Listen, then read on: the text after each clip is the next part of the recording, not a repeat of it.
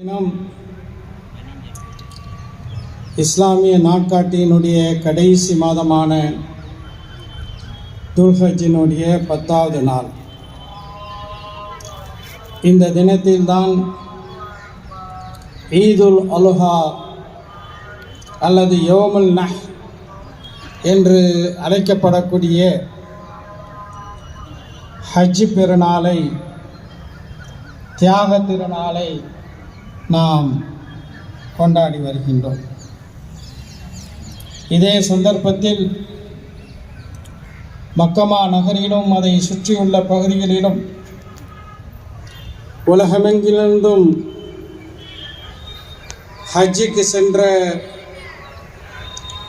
ஹாஜிகள் தங்களுடைய குர்பானி பிராணிகளை அறுத்து